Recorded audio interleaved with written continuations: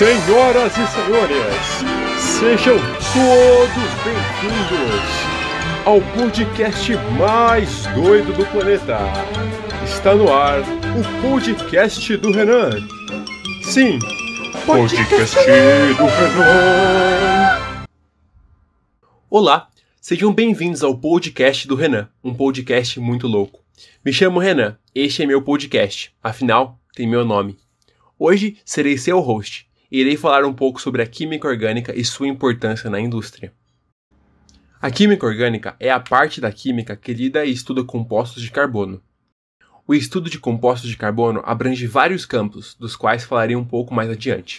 Desde a antiguidade, já se usavam os benefícios da química orgânica por meio de corantes extraídos de plantas e animais, como os moluscos, dos remédios, maquiagens e óleos.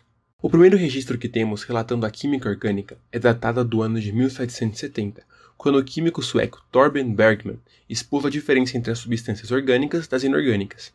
Pelo que parece, os suecos gostavam muito de química, pois 37 anos mais tarde, no ano de 1807, outro químico sueco, Johannes Jacob Berzelius, aprimorou a ideia de Bergman e definiu que compostos derivados de organismos vivos são aqueles que contêm uma força vital, a essência da vida. E assim surgiu a teoria chamada vitalismo. A estes compostos, Berzelius chamou de orgânicos. Já os compostos derivados de minerais seriam aqueles que não possuíam força vital, logo, os inorgânicos.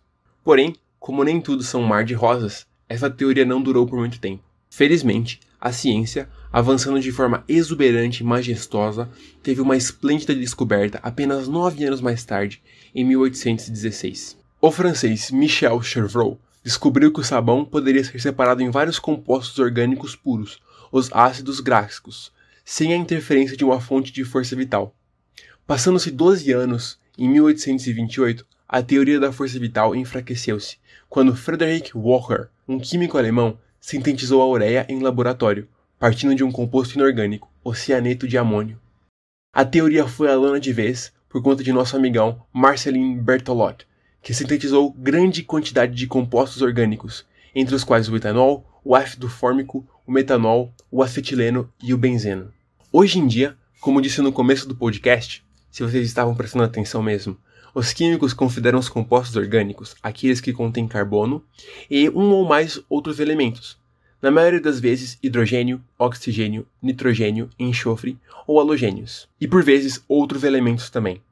Em suma, a química orgânica é definida como a química do carbono e seus compostos. Para falar sobre a importância da química orgânica, vale citar que existem mais compostos de carbono do que compostos de todos os outros elementos combinados.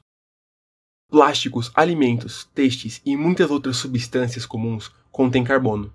O carbono, juntamente com o oxigênio e um outro elemento metálico, forma muitos carbonatos importantes, como o carbonato de cálcio, calcário, e o carbonato de sódio, a soda. Certos metais ativos reagem com o carbono para formar carbonetos industrialmente importantes, como o carbeto de silício, um abrasivo conhecido como carborundum, e carbeto de tungstênio, uma substância extremamente dura usada em perfuratrizes e ferramentas de usinagem. O grande número de compostos de carbono é possível devido à capacidade do carbono de formar fortes ligações covalentes entre si, enquanto faz ligações tão fortes quanto com outros átomos de outros não metais.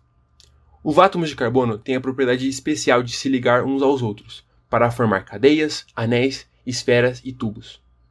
As cadeias de átomos de carbono podem ter milhares de átomos de comprimento, como é o exemplo do polietileno.